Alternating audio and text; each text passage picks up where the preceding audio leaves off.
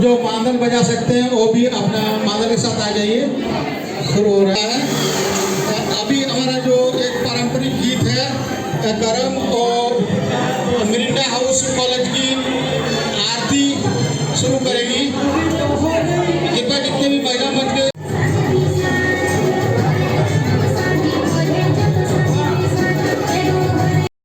के जब तक लोग आवल है कुर्मी समाज आज आवल हो सभी भाई बहन का जोहार करो हन।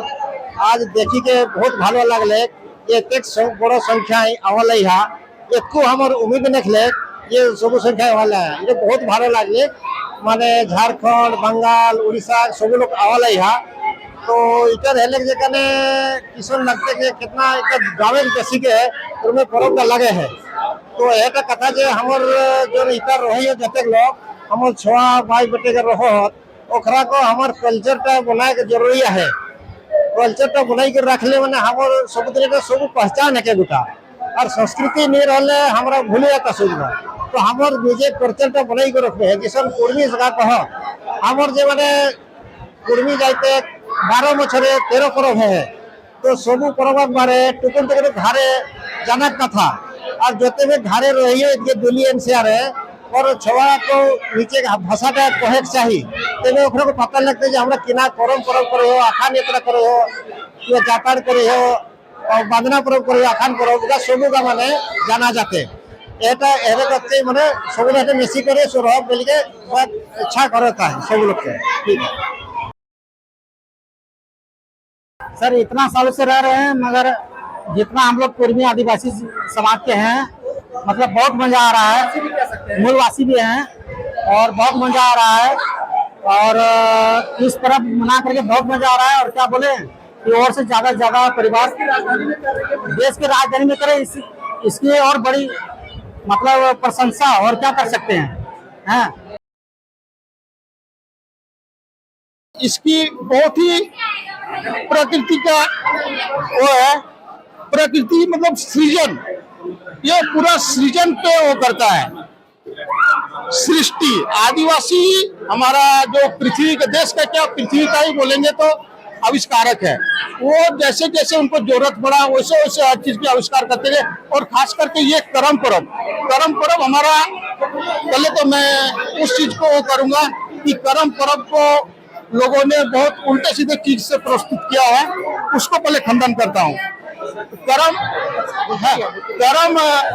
एक प्राकृतिक कर्म है कोई राजा नहीं है। करम राजा माना गया है ऐसा माना गया है कि करम राजा होता था और कुंवारी लड़की होती थी और जावा के टाइम जिसको पसंद आ जाता था फर्स्ट नाइट उसके पास जाता था। इसको मैं बिल्कुल ही वो करता हूँ। यहाँ से कोई नहीं है कोई कहानी बनाता है कि कर्मा था धर्मा था ऐसा कुछ नहीं है। टोटली सृजन पे है। हम धान का कैसे सृजन करते हैं धान के बाद धान के साथ और भी दलहन है उसका कैसे सृजन करते हैं। उसके साथ साथ जो हमारी कुंवारी लड़की है सबसे बड़ी बात है कुंवारी लड़की क्यों करती है ये सबसे बड़ा वो ट्रेनिंग है। वो कुंवारी लड़की का मातृत्व बनने का ट्रेनिंग ये इनका आप अगर ढूंढोगे तो कोई पुराण में कोई इतिहास में कोई बाइबिल में कहीं पे नहीं मिलेगा। ये हमारे गीतों में मिलेगा हमारी प्रकृति में मिलेगा हमारी जो परंपरा है उसमें मिलेगा। ये उतने सालों से मनाया जा रहा है जब इतिहास लिखने वाला पैदा भी नहीं हुआ था। और ये मैं नहीं बोल रहा हूँ, ये हमारे जो BHU यूनिवर्सिटी के शोधकर्ता, JNU के शोधकर्ता, दिल्ली यूनिवर्सिटी के शोधकर्ता बोल रहे हैं हमारा जो इतिहास है कम से कम, मैंने उससे ज्यादा भी हो सकता, 65,000 साल पहले का है। तो आप समझते थे तो कैसे एक कुंवारी लड़की मातृत्व कैसे प्राप्त करेगी, कैसे सृष्टि करेगी, उसका सारा चीज इसमें दिखाया गया है। आपका 10 दिन का प्रकृति है, प्रकृति तो है ही नहीं, प्रकृति तो है ही, इसमें मातृत्व का जो सीजन होता है ना, कैसे एक कुंवारी लड़की माता बनेगी, उसके बाद कैसे वो करेगी। आप लोग पहले देखते होंगे, पहले क्या होता था, जवा डाली, शादी के बाद 1 साल अभी दवा डाली जाता है। पहले क्या होता था, जब तक लड़की का शादी होने के बाद लड़की का जब तक कोई बच्चा नहीं होता था तब तक दवा डाली जाता था। जब तक मैंने वो हम लोग एक वर्ड बोलते हैं डंगुआ, मैंने मैरिज होने के बाद जब तक उसका बच्चा नहीं होता था। पहले क्या होता था कि मैरिज पहले ही हो जाता था, तो मैरिज बचपन में ही हो जाता था, तो उसका जब तक बच्ची का पीरियड नहीं आएगा तब तक वो मातृत्व का कैसे हो जाएगा। तो 4-5 साल वेट करना पड़ता था। तो 4-5 साल तक हमारा दवा जाली जाता था, और दवा जाली की तरह, ये दवा की तरह उसको मातृत्व समझाया जाता था कि कैसे आप माँ बनोगे तो कैसे सृजन होगा। उसी के हिसाब से ये खाना पीना, उस टाइम कोई गाना नहीं था, उसी के टाइम से मैक्सिमम चीज देखोगे जो हमारा पालन होता है। एक आप प्रेग्नेंट होता है तो डॉक्टर के पास जाओगे, जो कर्म पर्व में हम लोग नहीं खाते पीते परहेज करते हैं, उस चीज को डॉक्टर आपको मना करता है। साग नहीं खाना, बैगन नहीं खाना, मांस नहीं खाना, मछली भी नहीं खाना। तो ये सारी चीजें टोटल सीजन का ये पर्व है, प्रकृति का पर्व है। इसमें कोई देवी देवता किसी तरह का कुछ नहीं है, टोटल और हमारा प्रकृति का पर्व है। हम कैसे सीजन करते हैं, ये एक तरफ से सीजन की ट्रेनिंग दी जाती थी जब कोई डॉक्टर नहीं होता था। तो कैसे एक मातृत्व को मैंने पूरा इसी में समझाया जाता है कि 10 दिन का जवा होता है, उसके बाद कैसे शिशु को, मैंने एक शिशु की तरह 10 महीने जो पेट में जो पालते हैं, उसी का एक तरफ से बोला जाता है ट्रेनिंग टाइप का होता था। यही हमारी वो है धर्म का विशेषता है।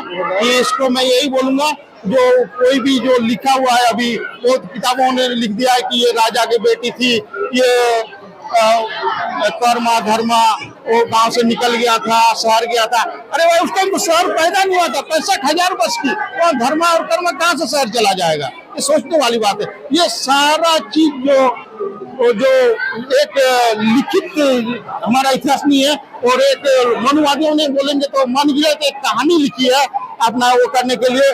और इसमें कोई हमारा ब्राह्मण नहीं होता है। कुछ लोग ब्राह्मण डाली से पूजा करवा रहे हैं, उसका भी जोरदार विरोध हो रहा है। और कुछ दिन बाद ये वो ब्राह्मण भी यहाँ से जाओ डाली से मुक्त होंगे। और सबसे पहले सबको जोहार, भाई बहन सबको जोहार। करम पर्व दिल्ली में मनाने का एक ही उद्देश्य है कि जो हमारे भाई बहन छोटे बच्चे हैं, उन सबका हमारी भाषा, संस्कृति, पर्व त्योहार के बारे में पता चले।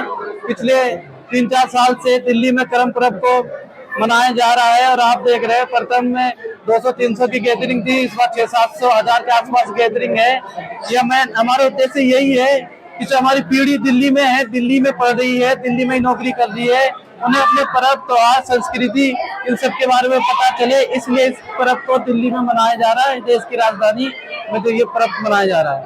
दादा, आप लोगों के देश की राजधानी में इस कार्यक्रम को जहाँ के लोग यहाँ मनाते हैं, झारखंड, बंगाल, उड़ीसा, छत्तीसगढ़, बिहार, वहाँ से किस तरह का सराहना मिलता है?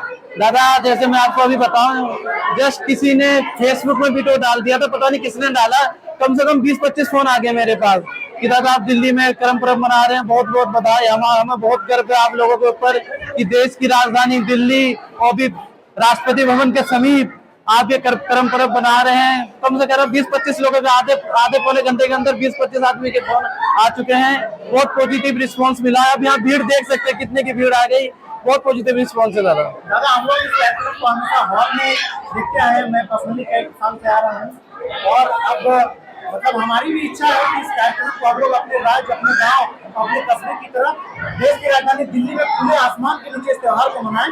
5-10 हजार लोगों की कम से कम भीड़ आए। इसके लिए आप लोगों की क्या योजना आने वाले दिन? दादा ये कोशिश हमारी भी है कि इस त्योहार को हॉल में ना मना के खुले आसमान के नीचे किसी पार्क में मनाएं और 4-5 हजार की भीड़ हो। इसमें हमारे सारे आदिवासी भाई बहन हो, मुंडा, माझी, संताल सब शामिल हो। अभी भी सब आए हैं लेकिन बहुत कम तादाद में है, लेकिन उस समय सब आए और कम से कम 5-6 हजार की गैदरिंग हो, इसे खुले मैदान में मनाया जाए। हमारी यही उम्मीद है अगले वर्ष ये पर्व खुले मैदान में मनाया जाएगा। नेक्स्ट टाइम हमारा रूम में नहीं होगा सर। नेक्स्ट टाइम हमारा जो भी है यहाँ पे नहीं होगा। हाँ बोलिए। आगे रामलीला मैदान में ही होगा जो भी होगा नेक्स्ट टाइम। ठीक है।